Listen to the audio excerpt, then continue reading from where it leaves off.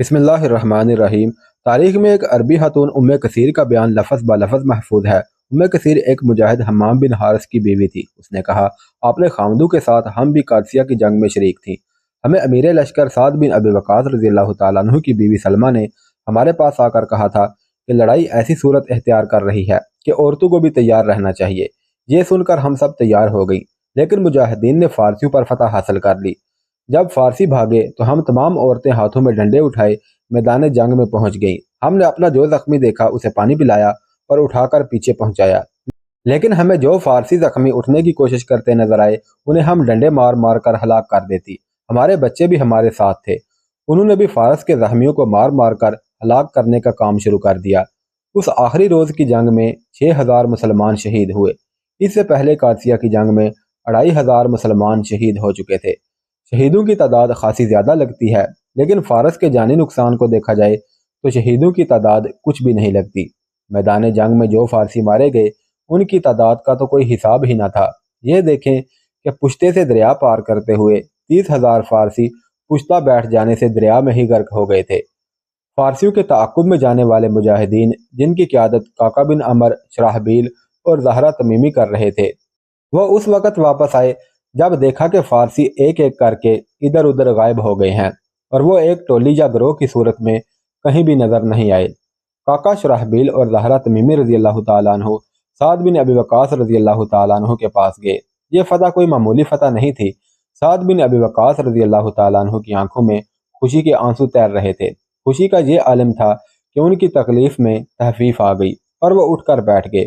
اس داستان کو آگے چلانے سے پہلے بہتر معلوم ہوتا ہے کہ کچھ باتیں اور کچھ واقعات جو اس وقت اور کچھ دیر بعد پیش آئے وہ یہی بیان کر دیے جائیں۔ پہلے کسی باب میں درفش کاویانی کا ذکر آیا ہے جسے ہم پرچم ہی کہیں گے۔ تاریخوں میں بھی اسے پرچم ہی لکھا گیا ہے، لیکن یہ اس قسم کا جھنڈا نہیں تھا جو ایک آدمی اٹھائے میدان جنگ میں بلند رکھتا تھا۔ درفش کاویانی دراصل ایک بہت بڑا اور لمبا چوڑا شامیانہ تھا۔ جب فارس کی فوج جنگ کے لیے روانہ ہوتی تھی تو اس کا کمانڈر فوج کے آگے آگے چلتا تھا۔ درفش کاویانی کو کئی ایک گھوڑ سوار ہر طرف سے پکڑے رکھتے تھے اور فوج کا اعلیٰ کمانڈر اس کے نیچے نیچے چلتا تھا۔ یہ اس کمانڈر کے لیے شہنشاہ فارس کی طرف سے بہت بڑا اعزاز ہوتا تھا، بلکہ پوری فوج جو درفش کاویانی کے پیچھے چلتی تھی وہ بھی اسے شہنشاہ کا عطا کیا ہوا اعزاز سمجھتی تھی۔ درفش کاویانی کو فوجی فارس کی آن و آبرو سمجھتے تھے۔ یہ اعزاز رستم کو بھی دیا گیا تھا۔ مجاہدین نے رستم کو اس اعزاز سے محروم کر دیا۔ یہ پرچم درار بن خطاب کے ہاتھ لگا۔ اس نے کچھ مجاہدین کو ساتھ لے کر اسے لپیٹ کر اس جگہ پہنچا دیا جہاں مجاہدین مال غنیمت جمع کر رہے تھے۔ درفش کاویانی بڑے ہی زیادہ قیمتی کپڑے کا بنا ہوا تھا۔ ایک تو اس کپڑے کی قیمت تھی، اس کے علاوہ اس میں جو سونے کے تار سیے گئے تھے اور اس میں جو قیمتی موتی اور ہیرے لگائے گئے تھے ان سب کی قیمت لاکھوں درہم تھی۔ کیا میں اس مجاہد کو نہ دیکھ لوں جس نے رستم کو قتل کیا ہے؟ سعد بن ابی وقاص رضی اللہ تعالیٰ عنہ نے کہا، اسے ہم اپنے ساتھ لائے ہیں۔ کاکا بن عمر رضی اللہ تعالیٰ عنہ نے کہا اور بالا خانے کی کھڑکی سے ہلال بن علقمہ کو آواز دی۔ ہلال دوڑتا ہوا بالا خانے میں پہنچا۔ سعد بن ابی وقاص نے اس کے دونوں ہاتھ اپنے ہاتھوں میں لے کر چومے، پھر آنکھوں سے لگائے۔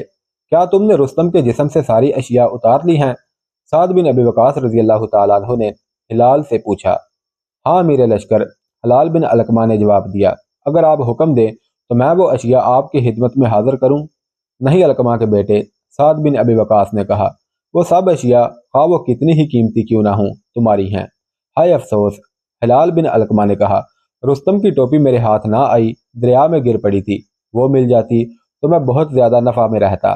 محمد حسنین ہیکل نے چند حوالے دے کر لکھا ہے کہ رستم کے لباس، تلوار، خنجر، اس کی زرہ اور دیگر اشیاء کی قیمت کم و بیش 70,000 درہم تھی۔ اس کی ٹوپی یا خود میں ہیرے جواہرات جڑے ہوئے تھے اور اس کی شکل شاہانہ تاج جیسی تھی۔ یہ ٹوپی دریا میں چلی گئی تھی۔ رستم کا جو تخت بگھی پر نصب تھا وہ تو بہت ہی قیمتی تھا۔ اس کے بعد زہرہ تمیمی، جس کا پورا نام زہرہ بن حویہ تھا، سعد بن ابی وقاص کے پاس آیا اور انہیں بتایا کہ اس نے کس طرح جعلی نے اس کو قتل کیا ہے اور اس فوج کو کس طرح بکھیرا ہے جسے وہ مقابلے کے لیے یکجا کر رہا تھا۔ امیر لشکر زہرہ نے سعد سے پوچھا، کیا میں اس مال و دولت کا حقدار نہیں ہوں جو میں نے جعلی نوش سے حاصل کی ہیں؟ سعد بن ابی وقاص نے اس سے ان اشیاء کی تفصیل پوچھی جو اس نے جعلی نوش سے حاصل کی تھی۔ ان اشیاء میں جعلی نوش کی ذاتی چیزوں کے علاوہ سونے کے کچھ ٹکڑے اور قیمتی ہیرے اور جواہرات بھی تھے۔ جو وہ اپنے ساتھ واپس لے جا رہا تھا۔ ابن حویہ سعد بن ابی وقاص نے کہا، کون کہہ سکتا ہے کہ تیرا یہ کارنامہ اتنے بڑے انعام کے قابل نہیں، لیکن یہ مال و دولت اتنا زیادہ ہے کہ میں امیر المؤمنین کی اجازت کے بغیر صرف ایک آدمی کو نہیں دے سکتا۔ زہرہ تمیمی نے اس فیصلے کو بلا چون چراں قبول کر لیا۔ سعد بن ابی وقاص رضی اللہ تعالیٰ عنہ نے اسی وقت ایک پیغام امیر المؤمنین حضرت عمر رضی اللہ تعالیٰ عنہ کے نام لکھوایا، جس میں انہوں نے فتح کی خوشخبری لکھی، اور اس کے ساتھ ہی یہ لکھوایا کہ زہرہ نے ایک بڑے ہی قابل فارسی جرنیل کو قتل کیا ہے اور اس کی جمعیت کو بکھیرا ہے۔ انہوں نے حضرت عمر کے نام خط میں اس مال غنیمت کی تفصیل لکھوائی جو زہرہ نے جعلی نوٹ سے حاصل کیا تھا، اور اجازت طلب کی کہ یہ تمام مال و دولت زہرہ کو ہی دے دیا جائے یا اس میں سے اسے کتنا حصہ دیا جائے۔ یہ پیغام گھوڑے کے بجائے اونٹ پر روانہ کیا جائے۔ سعد بن ابی وقاص نے کہا، اونٹ یقیناً گھوڑے سے تیز جائے گا اور ایک ہی بار گھوڑے سے زیادہ سفر بغیر پانی کے کرے گا۔ حکم کے مطابق یہ پیغام شتر سوار قاصد کے ہاتھ اسی وقت بھیج دیا گیا۔ قاصد کا نام سعد بن امیلہ فزاری تھا۔ یہ قاصد تو کچھ دنوں بعد مدینہ پہنچا ہوگا، اور ان دنوں کے دوران قادسیہ میں اور قادسیہ سے مدائن کے راستے میں بہت کچھ ہوا ہوگا۔ وہاں کی بات کرنے سے پہلے ہم بہتر سمجھتے ہیں کہ قاصد کی بات اور امیر المؤمنین حضرت عمر نے جو جواب دیا تھا اس کا ذکر پہلے کر دیا جائے۔ حضرت عمر کے ذہن پر فارس سوار ہو گیا تھا۔ اس کی جو وجوہات تھیں وہ بیان کی جا چکی ہیں۔ انہیں قادسیہ سے ہر روز سپہ سالار کی طرف سے پیغام جاتا تھا۔ 2-4 روز پہلے انہیں اطلاع پہنچی تھی کہ قادسیہ کی جنگ شروع ہو گئی ہے۔ حضرت عمر رضی اللہ تعالیٰ عنہ اس قدر بے تاب رہنے لگے تھے کہ جب فرصت ملتی گھوڑے پر سوار ہو کر مدینہ سے اس راستے کی طرف نکل جاتے جو عراق کی طرف جاتا تھا۔ خبر ہر روز تو نہیں پہنچ سکتی تھی، 750 میل کی مسافت تھی۔ ایک روز حضرت عمر رضی اللہ تعالیٰ عنہ حسب معمول قادسیہ کے راستے پر مدینہ سے کچھ دور نکل گئے۔ وہ قاصد کی راہ دیکھ رہے تھے۔ انہیں ایک شتر سوار نظر آیا جو اونٹ کو دوڑاتا آ رہا تھا۔ کہاں سے آ رہے ہو بھائی؟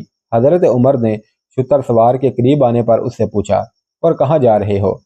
میں قادسیہ سے آ رہا ہوں بھائی، شتر سوار نے اونٹ کو بلا روکے جواب دیا۔ حضرت عمر نے اس کے ساتھ گھوڑا دوڑا دیا۔ تم قادسیہ کے قاصد تو نہیں؟ حضرت عمر نے پوچھا۔ ہاں بھائی، شتر سوار نے جواب دیا، میں قادسیہ سے امیر لشکر سعد بن ابی وقاص کا پیغام امیر المؤمنین کے نام لایا ہوں۔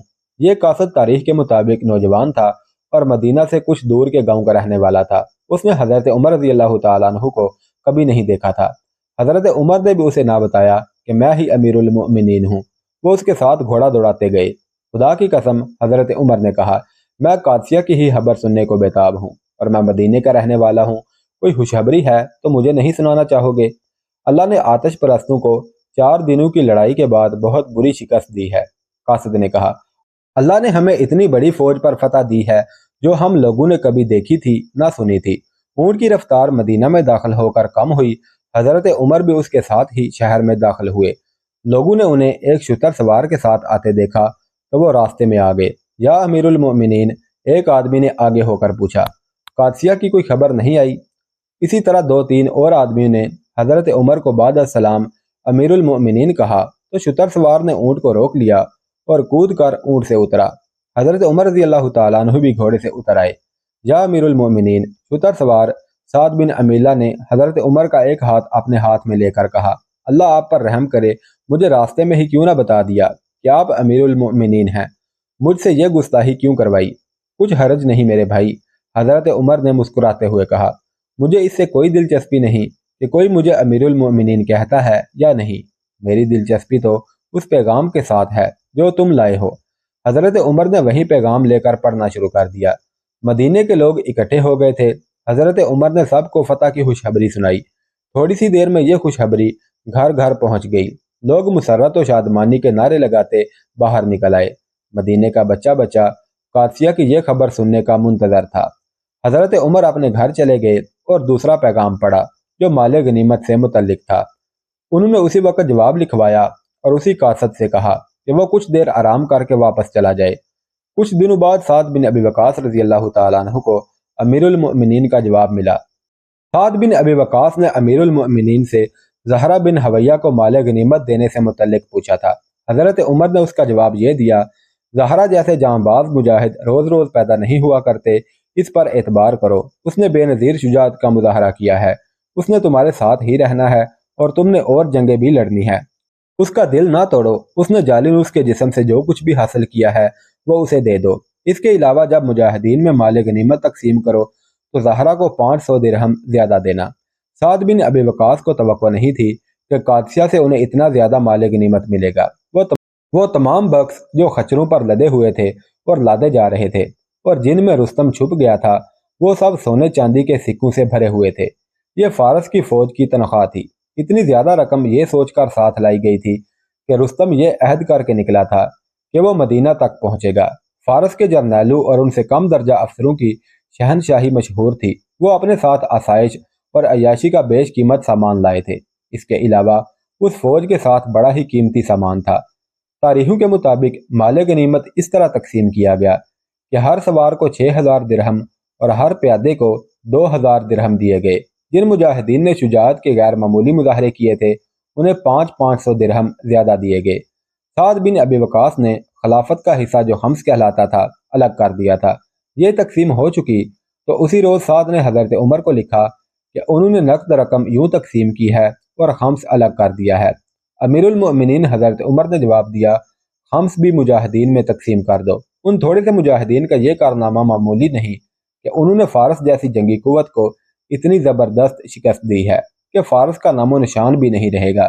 اگر کوئی مسلمان بیماری کی وجہ سے یا کسی اور وجہ سے اس جنگ میں شریک نہیں ہو سکا تو اسے بھی پورا سلا دو۔ سعد بن ابی وقاص نے خمس بھی مجاہدین میں تقسیم کر دیا۔ شہیدوں کا حصہ ان کی بیوگان کو وہیں دے دیا گیا اور جو بیوگان اپنے گھروں میں تھیں ان کے حصے الگ کر دیے گئے تھے۔ سعد بن ابی وقاص بار بار یہ اعلان کر رہے تھے کہ کسی کو حصہ نہ ملا ہو یا تھوڑا ملا ہو تو وہ سامنے آئے۔ کوئی بھی سامنے نہ آیا۔ یہ اعلان کروانے کی ضرورت اس لیے محسوس ہوئی تھی کہ ہر کسی کو اتنا زیادہ حصہ دے کر بھی خاصا مال غنیمت بچ گیا تھا۔ سعد بن ابی وقاص نے اس کی اطلاع حضرت عمر کو دی اور پوچھا کہ یہ بیت المال کے لیے بھیجا جائے یا نہیں۔ حضرت عمر نے جواب دیا کہ یہ ان مجاہدین میں تقسیم کر دیا جائے جو حافظ قرآن ہیں۔ حضرت عمر کا یہ جواب پہنچا تو سعد بن ابی وقاص نے اعلان کروایا کہ جو مجاہدین حافظ قرآن ہیں وہ سامنے آئیں۔ کسی بھی تاریخ میں ان مجاہدین کی تعداد نہیں ملتی جو حافظ قرآن تھے۔ جتنے بھی تھے انہیں مال غنیمت میں سے اضافی حصہ دیا جانے لگا۔ اس تقسیم میں ایک دلچسپ واقعہ ہو گیا۔ قرآن کے حافظوں میں 2 مجاہدین عمر بن مادی کرب اور بشر بن ربیع بھی شامل ہو گئے۔ ہر وہ مجاہد جو حافظ قرآن ہونے کا دعویٰ کرتا تھا اس کا امتحان لے کر اسے حصہ دیا جاتا تھا۔ ابن مادی کرب سعد بن ابی وقاص نے عمر بن مادی کرب سے پوچھا، تمہیں کتنا قرآن حفظ ہے؟ میں قرآن حفظ کرنے کا ارادہ رکھتا ہوں۔ ابن مادی کرب نے جواب دیا، میں نے یمن میں اسلام قبول کیا تھا، اس کے بعد میں اتنی زیادہ لڑائیوں میں شریک ہوا کہ قرآن حفظ کرنے کی مہلت ہی نہیں ملی۔ نہیں میرے بھائی، سعد نے کہا، تمہاری شجاعت سے کون انکار کر سکتا ہے، لیکن میں تمہیں یہ حصہ دینے سے انکار کرتا ہوں کیونکہ تم حافظ قرآن نہیں ہو۔ اور تم ابن ربیع؟ سعد نے بشر بن ربیع سے پوچھا، تم نے کتنا قرآن حفظ کیا ہے؟ بشر بولا، بسم اللہ الرحمن الرحیم، اور مسکرا کر چپ ہو گیا۔ وہاں جتنے لوگ موجود تھے سب ہنس پڑے۔ سعد بن ابی وقاص کی بھی ہنسی نکل گئی۔ نہ سعد نے کہا اور نہ کسی اور نے برا جانا کہ دونوں قرآن کے حافظوں میں شامل ہو گئے ہیں مگر قرآن پڑھا تک نہیں۔ برا نہ جاننے کی وجہ یہ تھی کہ یہ دونوں مجاہد غیر معمولی طور پر بہادر تھے۔ مثلا عمر بن مادی کرب کی بہادری کا ایک واقعہ بیان ہو چکا ہے کہ وہ اکیلا ہی ایک ہاتھی کو مارنے پہنچ گیا تھا جس کے دائیں بائیں پیادہ اور گھوڑ سوار محافظ موجود تھے۔ انہوں نے اس مجاہد کو برچھیوں سے چھلنی کر دیا تھا لیکن اس کے ہاتھ سے تلوار نہیں گری تھی اور دوسرے دن اسلام کا یہ شیدائی پھر میدان جنگ میں موجود تھا۔ اب بھی اس کے جسم پر جگہ جگہ پٹیاں لپٹی ہوئی تھی۔ سعد بن ابی وقاص نے اسے بھی کوئی مزید حصہ دینے سے انکار کر دیا۔ طبری بلازری اور ابن حلقان نے یہ واقعہ تفصیل سے لکھا ہے۔ عربوں میں شاعری عام تھی اور عام طور پر عربی لوگ شاعرانہ انداز میں اپنا مدعا بیان کیا کرتے تھے۔ سعد نے ابن مادی کرب کو قرآن کا حافظ نہ ہونے کی بنا پر حصہ دینے سے انکار کر دیا اور ابن مادی کرب نے شاعرانہ انداز میں کہا، جب ہم قتل کیے جا رہے تھے تو ہم پر کوئی رونے والا نہ تھا۔ اہل قریش نے کہا، یہ سب قسمت کا کھیل ہے۔ جب برچیاں سینے کو چھید رہی تھی ہمیں برابر کا شریک کہا گیا، لیکن دینار تقسیم ہونے لگے تو ہمیں برابر کا حصہ نہ ملا۔ عمر بن مادی کرب خاموش ہوا تو بشر بن ربیع شیروں کی زبان میں گویا ہوا۔ میں نے قادسیہ کے دروازے پر جا اپنی اونٹنی بٹھائی اور سعد بن ابی وقاص ہم پر امیر تھے، اور سعد ایسے امیر ہیں جن کی بھلائی ان کی برائی سے سوا ہے، اور عراق کے سب سے اچھے امیر جریر ہیں۔ اللہ تجھے نیکی دے۔ تو قدیس کے محل کے دروازے پر ہماری تلواروں کی کاٹ یاد کر، جب ہجوم اتنا زیادہ تھا کہ اس میں سے نکلنے کی گنجائش نہیں تھی۔ وہ ایسی خوفناک رات تھی جس میں سب چاہتے تھے کہ پرندوں سے پر لے لیں اور اڑ جائیں۔ سعد بن ابی وقاص نے ان کے الفاظ کو رائے گاہ نہ جانے دیا۔ انہوں نے اس روز حضرت عمر کو قادسیہ کے حالات کی جو تفصیل لکھوا کر بھیجی، اس کے ساتھ ابن مادی کرب اور بشر بن ربی کے اشعار بھی لکھوائے اور اپنی سفارش ان الفاظ میں لکھوائی۔ ان دونوں نے میدان جنگ میں اپنی بہادری کے کارنامے مجھے یاد دلائے جن میں ذرا سا بھی مبالغہ نہیں۔ انہوں نے مجھ پر تان اور تشنیع کی ہے، لیکن اس کا تعلق جہاد سے نہیں، میری ذات سے ہے۔ میں امیر المؤمنین کا فیصلہ چاہتا ہوں کہ انہیں کچھ اضافی مال دیا جائے یا نہیں۔ اپنے اسلاف کے کردار کی بلندی پر غور کیجیے۔ امیر لشکر پر طنز کی جاتی ہے کیونکہ وہ اس شخص کو اضافی حصہ اس لیے دینے سے انکار کرتا ہے کہ وہ اس کا حقدار نہیں۔ اس گستاخی کی سزا دینے کے اسے اختیارات حاصل ہیں، لیکن وہ اپنی ذات کی توہین اور تعریف پر قوم کے مفاد کو ترجیح دیتا ہے، اور اس لیے خود فیصلہ نہیں کرتا کہ اسے بے انصافی نہ ہو جائے۔ وہ یہ بھی دیکھ رہا ہے کہ امیر المؤمنین مال غنیمت کی تقسیم میں فیاضی برت رہے ہیں، تو ہو سکتا ہے کہ وہ کچھ اور فیصلہ کریں۔ حضرت عمر کو پیغام پہنچا تو انہوں نے مسجد نبوی صلی اللہ علیہ وسلم میں بیٹھ کر یہ مسئلہ اپنے مصاحبوں کے آگے رکھا۔ میرے عزیزو، حضرت عمر نے کہا، میں ڈرتا ہوں اللہ تبارک و تعالی سے جس نے ہمیں دیو جیسی ایک طاقت پر غلبہ عطا فرمایا ہے۔ اس فتح نے میری روح سے بہت بڑا بوجھ اٹھا دیا ہے۔ میرے اوپر اللہ کے رسول صلی اللہ علیہ وسلم کا ایک قرض تھا، ہمارے ان تھوڑے سے مجاہدین نے یہ قرض چکا دیا ہے۔ کیسا قرض امیر المؤمنین؟ کسی نے پوچھا۔ خدا کی قسم، تم رسول صلی اللہ علیہ وسلم کی پیش گوئی بھولے نہیں ہوگے، حضرت عمر نے کہا۔ آپ صلی اللہ علیہ وسلم نے فرمایا تھا کہ سلطنت فارس اسی طرح ٹکڑے ٹکڑے ہو کر اڑ جائے گی جس طرح کسریٰ پرویز نے میرا پیغام پھاڑ کر اس کے ٹکڑے اڑا دیے ہیں۔ کیا مجاہدین نے اللہ کے رسول کی پیش گوئی پوری نہیں کر دی؟ بے شک امیر المؤمنین، بے شک، کئی آوازیں اٹھی۔ اور پھر میں نے تمہیں سعد کا ایک پیغام سنایا تھا، حضرت عمر نے کہا۔ اس میں لکھا تھا کہ رستم نے مغیرہ بن شعبہ سے کہا تھا کہ میں عرب کو تباہ کر دوں گا۔ مغیرہ نے کہا اگر اللہ نے چاہا تو۔ رستم نے کہا کہ اللہ نے نہ چاہا تو بھی۔ کہاں ہے وہ رستم؟ فارس کا سب سے زیادہ بہادر اور فارس کے بادشاہوں پر غالب رہنے والا رستم، جو فارس کا بے تاج بادشاہ سمجھا جاتا تھا، اس کی لاش کی ہڈیاں بھی دریا کے کنارے بکھر گئی ہوں گی، اس کا گوشت گیدڑ، بھیڑیے اور گدھ کھا گئے ہوں گے۔ کیا اللہ کی رضا کے خلاف چلنے والوں کا یہی انجام نہیں ہوتا؟ بے شک امیر المؤمنین، صاحب نے کہا، ان کا انجام یہی ہوتا ہے۔ خدا کی قسم، حضرت عمر نے کہا، یہ کارنامہ ہمارے مجاہدین کا ہے۔ انہوں نے اللہ اور رسول صلی اللہ علیہ وسلم کی لاج رکھ لی ہے اور کفار پر ثابت کر دیا ہے کہ اسلام سچا دین ہے۔ عمر بن مادی کرب اور بشر بن ربی انہی مجاہدین میں سے ہیں۔ مجھے مشورہ دو میرے عزیزو، کیا میں سعد کو اجازت دے دوں کہ وہ ان دونوں کو کچھ فالتو رقم دے دے؟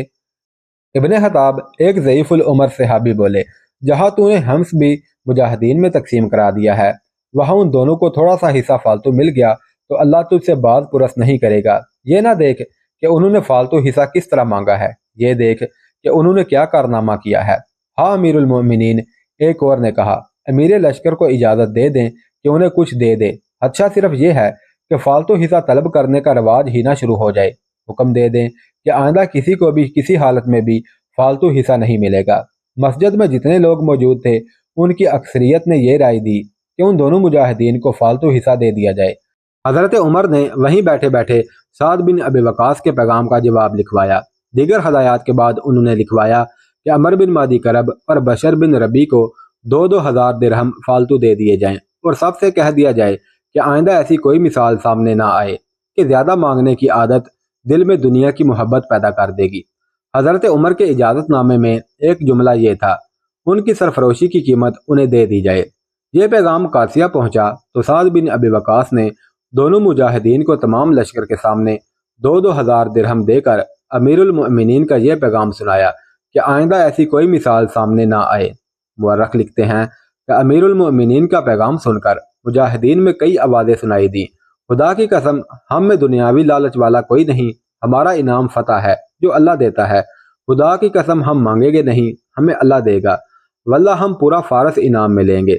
مجاہدین کے یہ نعرے بے جان اور کھوکھلے الفاظ نہیں تھے، یہ ان کا کردار تھا۔ وہ اسی کو ایمان کہتے تھے۔ مبصرین اور وقایع نگاروں نے لکھا ہے کہ ان فاتح مجاہدین کے لشکر میں وہ لوگ بھی تھے جو رسول کریم صلی اللہ علیہ وسلم کے وصال کے بعد مرتد ہو گئے تھے اور ان کے خلاف باقاعدہ جنگ کرنی پڑی تھی۔ ان کی تعداد مسلمانوں سے کہیں زیادہ ہو گئی تھی۔ ان میں ایک سے بڑھ کر ایک بہادر موجود تھے، مگر انہوں نے ہر میدان میں شکست کھائی۔ طلحہ بن حویلد، عمر بن مادی کرب اور اشعث بن قیس فتنہ ارتداد کے دستے بازو تھے اور یہ بڑے مضبوط دستے بازو تھے۔ یہ سب دعویٰ کرتے تھے کہ اسلام کا خاتمہ کر کے دم لیں گے، مگر مٹھی بھر مسلمانوں کے ہاتھوں پٹ گئے اور ارتداد کا جو طوفان اٹھا تھا وہ ہمیشہ کے لیے دم توڑ گیا۔ طلحہ نے تو نبوت کا دعویٰ کیا تھا اور دیکھتے ہی دیکھتے ہزاروں پیروکار پیدا کر لیے تھے۔ طلحہ قوی الجثہ آدمی تھا اور بہت ہی بہادر، لوگ اس کے گرویدہ بھی تھے اور اس سے ڈرتے بھی تھے، لیکن وہ مسلمانوں سے اپنی نبوت کو نہ بچا سکا۔ اسی طلحہ بن حویلد نے، اسی عمر بن مادی کرب نے اور اسی اشعث بن قیس نے مسلمانوں سے شکست کھا کر ارتداد سے توبہ کی اور از سر نو اسلام قبول کیا اور حق کی تلوار لے کر باطل کے خلاف نکلے، تو ان کی بہادری کی داستانیں آج تک تاریخ سنا رہی ہے اور رہتی دنیا تک سناتی رہے گی۔ ایسا کیوں کر ممکن ہوا؟ صرف اس لیے کہ یہ سب قوی الجثہ تو تھے لیکن ضعیف الایمان تھے۔ جب اسلام کی قوت سے مالا مال ہوئے تو فارس کی ہیبت ناک جنگی طاقت کو ریزہ ریزہ کر کے بکھیر دیا۔ مورخوں نے غزوہ خیبر کے بعد جس جنگ کو باقی تمام جنگوں سے زیادہ اہمیت دی ہے وہ جنگ قادسیہ ہے۔ اس کی متعدد وجوہات ہیں۔ اس جنگ نے مسلمانوں کے لیے ایوان کسریٰ کے دروازے کھول دیے تھے۔ قادسیہ فارس کا، جو ایران بھی کہلاتا تھا، دروازہ تھا۔ فارسیوں نے اس دروازے کو 1,20,000 فوج سے، جس میں زیادہ تعداد گھوڑ سواروں کی تھی، بند کر دیا تھا۔ مسلمانوں کو کچلنے کے لیے فارسی تمام جنگی ہاتھی میدان میں لے آئے تھے۔ جنگی طاقت کے علاوہ فارسیوں کو یہ سہولت بھی حاصل تھی کہ یہ ان کا اپنا ملک تھا، اس لیے انہیں رسد اور افرادی قوت فوراً مل جاتی تھی۔ اس زمین پر فارس کے فوجی اجنبی نہیں تھے، اجنبی تھے تو مسلمان تھے۔ وہاں کی زمین ان کی دشمن، وہاں کے لوگ ان کے دشمن، وہاں کا پتا پتا، پتھر پتھر ان کا دشمن تھا۔ مسلمان اپنے وطن سے 800 میل دور تھے۔ فارس کے مورخوں نے بھی جنگ قادسیہ کو تفصیل اور خصوصی اہمیت دے کر بیان کیا ہے۔